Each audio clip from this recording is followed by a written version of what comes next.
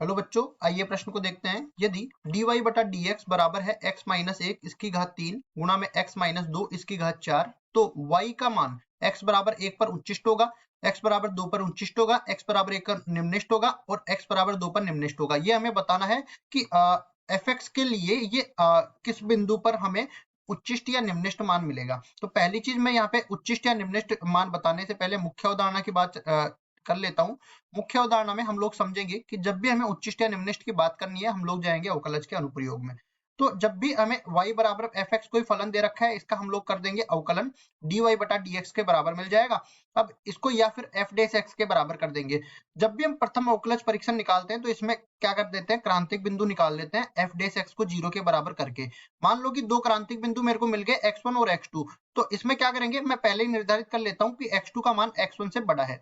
ठीक है, गुणनखंड करने के बाद इसको 0 के बराबर करेंगे और x2 x1 निकल के आएंगे। अब संख्या रेखा पर निरूपित कर लेंगे। ये मान लो x1 आ गया, ये मान लो x2 आ गया। मैं ये मान के चलता हूं कि x2 से बड़ा जब कोई मान हो जाएगा, इसमें x2 से बड़ा कोई भी मान f डेश x में रखेंगे, ये धनात्मक चिन्ह दे देगा, तो यहाँ पे धनात्मक मान रखेंगे।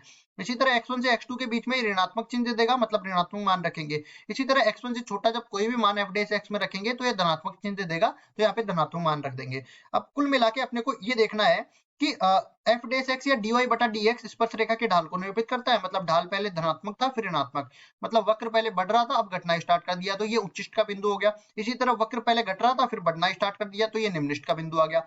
अब देखो इसके आगे ये समझ लो कि जो क्रांतिक बिंदु उच्चिष्ट या निम्निष्ट मान दे देते हैं वो चरम बिंदु कहलाते हैं। और साथ ही साथ ये समझो कि मान लो कि x माइनस ए इसकी घात मेरे पास b आ गई और x माइनस सी इसकी घात मेरे पास d आ गई। इसको मेरे को करना है 0 के बराबर, मतलब कि क्रांतिक बिंदुओं को हमें चरम बिंदु देखना है कि वो चरम बिंदु हो गए कि नहीं। तो इसमें बोलूंगा मैं, जैसे मैं बोलता हूँ b अपने पास सम आ गया और d अपने पास विषम आ गया। ठीक है, और अब देखिए यहाँ पे क्रांतिक बिंदु तो कौन कौन से हो जाएंगे, x बराबर a और x बराबर c, ये अपने पास क्रांतिक बिंदु आ गए।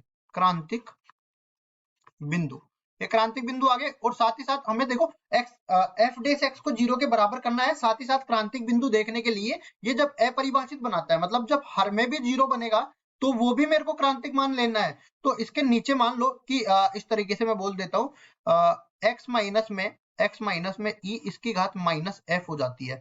ठीक है, तो f को भी मैं बोल देता हूँ, ये भी अपने पास सम संख्या है, f भी अपने पास सम संख्या है।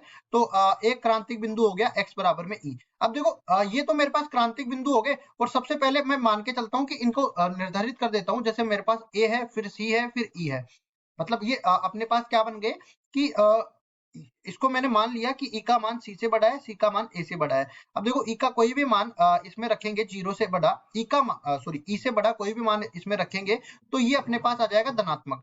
अब देखो ई से छोटा कोई भी मान मैं रखूंगा सी और ई के बीच में, चूंकि अपने को मैं बोलता हूं कि ई वाले पे घात जो है सम है, तो इस पर चिन्ह परिवर्तित नहीं होगा। इसी तरह सी वाले पे भी घात सम है, सॉरी विषम है, तो चिन्ह परिवर्तित हो जाएगा, तो यहाँ पे ऋणात्मक हो जाएगा। ए वाले पे घात जो है अपने को सम दे रखी है, इस पे चिन्ह परिवर्तित नहीं होगा। तो जिसकी घात विषम है ना, वही अपने पास चरम बिंदु बनने वाला है, बाकी अपने पास चरम बिंदु नहीं बनेंगे। इसमें देखो ये निम्निष्ट का बिंदु मिल जाएगा, और ये दोनों जो है अपने पास ना उच्चिष्ट के बिंदु होंगे ना निम्निष्ट के बिंदु होंगे। अब चलते हैं सवाल में। सवाल में जैसा कि दे रखा है, पहले ही मेरे को एफ एक्स मतलब इसका अवकलन करने की जरूरत नहीं है, सीधा ही अवकलन दे रखा है। तो हम लोग बोलेंगे y बराबर में एफ एक्स, मान लो कोई फलन दे रखा है, तो डी वाई बटा डी एक्स, मतलब कि एफ डेस एक्स का मान मेरे को कितना दे रखा है, ये बराबर दे रखा है x माइनस एक की घात 3, x माइनस में 1 की घात 3 और गुणा में x माइनस में 2 की घात 4, x माइनस में 2 की घात 4, ये दे रखा है। अब इसको चरम क्रांतिक बिंदु निकालने के लिए 0 के बराबर करेंगे। कुल मिला के एफ डेस एक्स का मान 0 के बराबर करेंगे तो ये अपने पास x माइनस 1 इसकी घात 3 गुणा में x माइनस 2 इसकी घात 4, ये 0 के बराबर हो जाएगा। तो यहाँ पे क्रांतिक बिंदु x बराबर 1 मिल जाएगा और x बराबर 2 मिल जाएगा। अब संख्या रेखा पर रखते हैं x बराबर 1 और x बराबर 2, तो यहाँ पे देख सकते हैं कि 2 से बड़ी कोई भी संख्या इसमें रखूंगा तो ये तो धनात्मक देगा और ये भी धनात्मक, मतलब कुल मिला के धनात्मक आने वाला है।